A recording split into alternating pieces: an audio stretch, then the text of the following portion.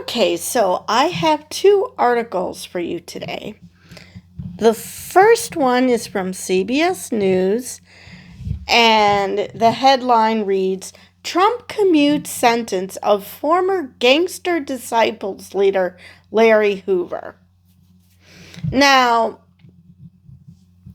my problem with this isn't just, because he's not getting out of prison, but my problem with this is the abject hypocrisy.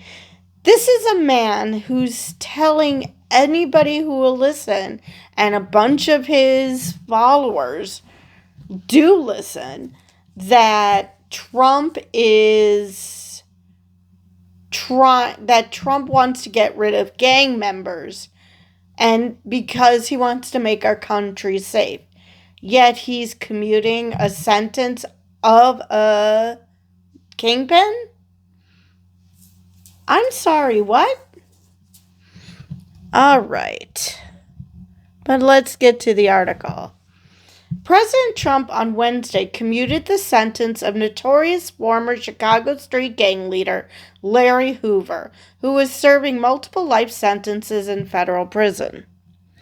Hoover, 74, the co-founder of the Chicago gang Gangster Disciples, was already serving a 200-year sentence on state charges in Illinois for the 1973 murder of 19-year-old neighborhood drug dealer William Pookie Young, when he was convicted of federal charges in 1997 and sentenced to 6 life terms. Hoover was among 39 gangster disciple leaders indicted in August 1995 in Operation Headache, a 6-year effort by the feds to infiltrate gangster disciples. Federal prosecutors had accused him of leading a criminal enterprise to continue overseeing the gang while in prison in Illinois. Hoover is currently serving 6 life sentences in a maximum security prison in Colorado, according to federal prison records. It's unclear how soon he'll be released from federal custody, but he still faces the remainder of his 200-year sentence in Illinois, dating back to 1973 for Young's murder. Hoover's attorney said he has spent nearly 30 years in solitary confinement at ADX Florence, a maximum security prison in Colorado that they describe as the most restrictive, draconian supermax prison in the United States. In a statement, Hoover's attorneys Jennifer Bonjean and Justin Moore said they are thrilled to see he will be released from federal custody. The courts have demonstrated a complete unwillingness to consider Mr. Hoover's considerable growth and complete rehabilitation. Despite the court's unwillingness to do the right thing, Mr. Hoover has been able to keep his voice alive through the incredible work of many advocates and supporters. Thankfully, Mr. Hoover's pleas were heard by President Trump, who took action to deliver justice for Mr. Hoover. Just thrilled for him, thrilled for his family, thrilled for his supporters, who have been chanting "Free Larry Hoover" for a long time, Bonjean added in a follow-up interview. He's still spending the rest of his life in prison in Illinois. It's not like he's walking free here, people. Bonjean also represented Hoover when he was up for parole on his state sentence in 2022 and was denied. He's eligible for resentencing, but the courts have been unwilling to give him that opportunity, notwithstanding the fact that he has literally done every single thing a human being could to do to show that they have been rehabilitated, said Bonjean. In 1993, Hoover spoke to former CBS News Chicago reporter John Davis. At the time, Hoover was 42 years old and had already served 20 years in prison. "I've done my time," Hoover said in the 1993 interview. "I paid my debt to society." Well, if society thought that, they wouldn't have sentenced you to a ridiculous sentence.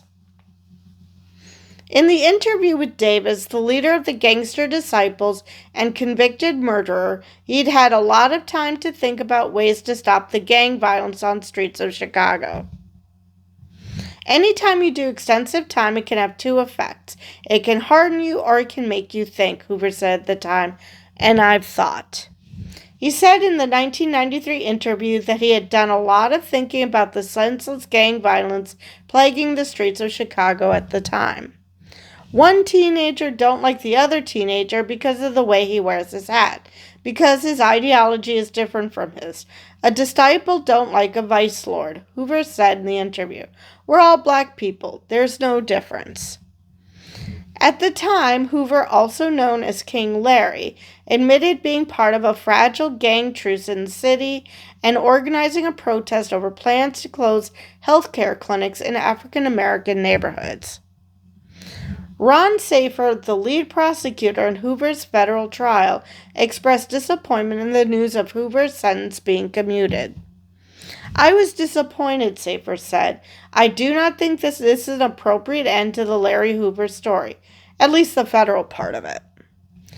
Safer said Hoover was perhaps the most notorious criminal in the state of Illinois has ever known.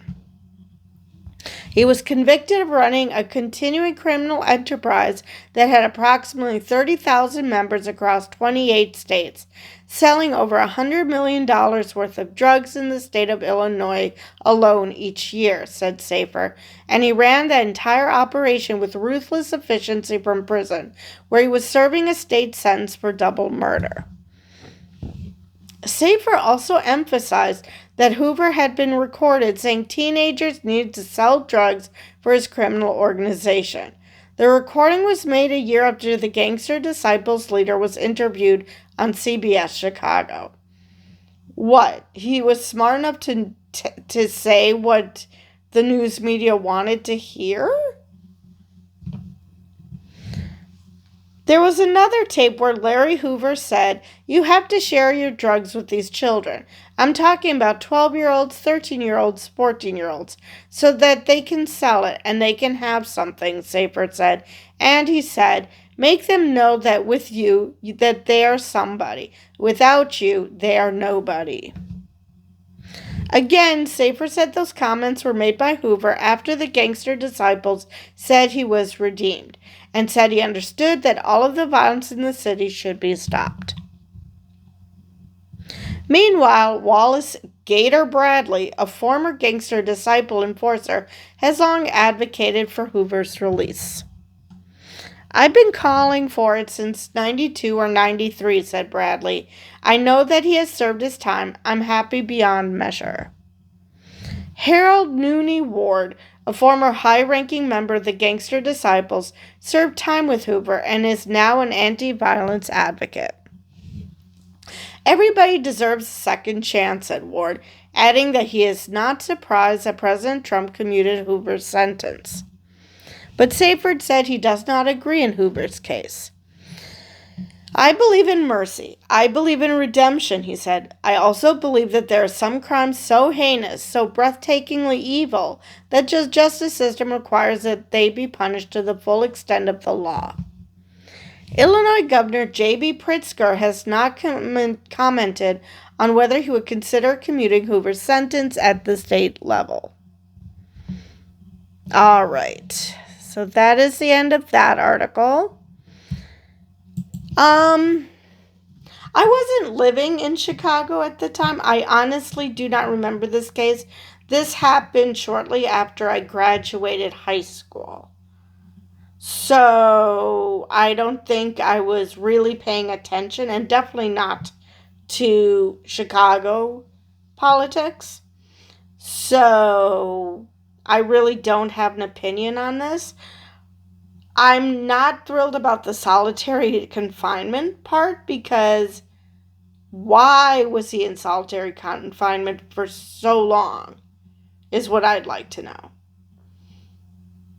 You know, unless he's someone like Bullseye from Daredevil comics, I don't see the point. Even Kingpin in the Daredevil comics was not put in solitary confinement.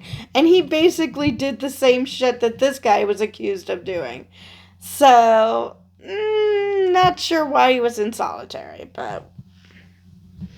So, my next article, which also involves Trump, and this first part of the headline is, to me, is just absolutely hilarious.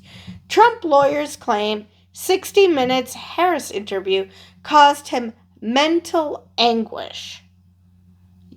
Okay, reality causes this man mental anguish. I really don't know what to say about that. Argue that the First Amendment is no shield to news distortion in motion to deny Paramount bid to dismiss lawsuit. Really? First Amendment is no shield to news distortion, huh? You might want to reconsider that, considering Fox News loves to distort the news. So, no. And besides, nothing was distorted. Everything gets edited, especially when it's a really long answer and you only want to condense it to a certain amount of time. So you have to make choices. Sometimes the editing works. Sometimes the editing makes you wonder, wait, what am I missing? But things get edited. It's just a fact of life. Okay, this article is from Variety. Paramount offered $15 million settlement, which president's legal team rejected, according to Wisconsin State Journal. Now, I'm not surprised that they rejected it simply because they want to keep hanging over Paramount's heads. They don't want a settlement. They don't want the money. They want control over what comes out of the news. They want to scare people so they feel that they cannot criticize Trump. So, yeah. But anyway, President Trump's legal team filed an objection to Paramount Global's move to dismiss his $20 billion lawsuit against CBS over a 60-minute segment, arguing that the TV news magazine's alleged deceptive editing of an interview with Kamala Harris is not protected by the First Amendment. Trump filed the lawsuit against CBS just days before the 2024 presidential election, alleging the 60 Minutes interview with Harris violated a Texas consumer protection law by misleading voters and caused Trump personal financial harm. So it's not mental anguish, it's financial harm, which I guess for Trump is one and the same. His suit initially asked for $10 billion in damages. In February, the president amended the complaint to seek at least $20 billion. Okay, so I don't know why they didn't take the settlement. Oh, right, because it's not about the money. Again, it's about controlling free speech. Well, controlling speech, I should say.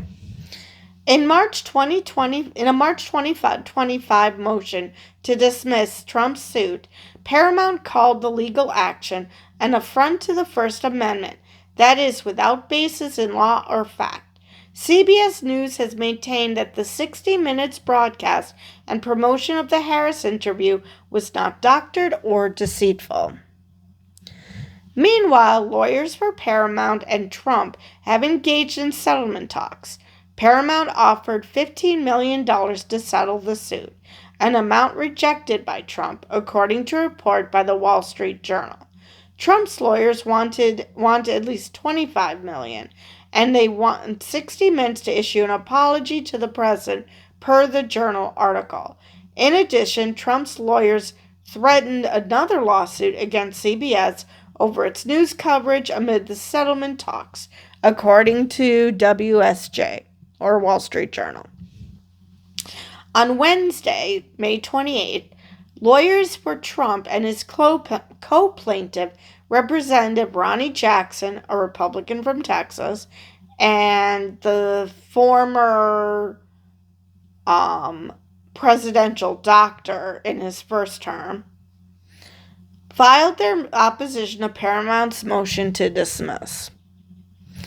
A key point of Trump's legal argument is that the edited versions of the 60 Minutes Harris interview represent commercial speech, and that, as alleged in the president's lawsuit, CBS competes for advertising with Trump's media businesses, including Truth Social's parent company, Trump Media and Technology Group, which is majority owned by the president. With the edited Harris interview, CBS conduct, including news distortion, constituted commercial speech which cannot, by any reasonable interpretation, be found to have constituted editorial judgment, and that speech damaged plaintiffs, Trump's filing said. The fact that such commercial speech was issued by a news organization does not insulate defendants from liability under the First Amendment. I'd like to know what kind of harm he thinks it did to him. He was still elected. I swear, I've heard of sore losers, but this guy's a sore winner. What the heck? The First Amendment is no shield to news distortion, according to the Trump team's filing. There's a lot of things that are distorted to make it say something that it didn't initially say, or that people draw the absolute wrong conclusions from whatever something was said. That just happens all the time on both sides. So yeah, you're not really doing yourself any favors here. According to the filing, the 60 Minutes editing of the Harris interview led to widespread confusion and mental anguish of consumers. You sure about that? Trump fucking won. Including plaintiffs, regarding a household name of the legacy media apparently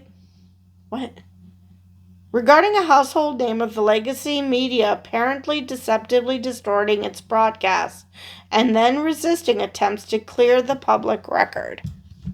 Okay. A copy of the Trump team's motion, filed in the U.S. District Court for the Northern District of Texas, is at this link. Yeah, obviously don't have that.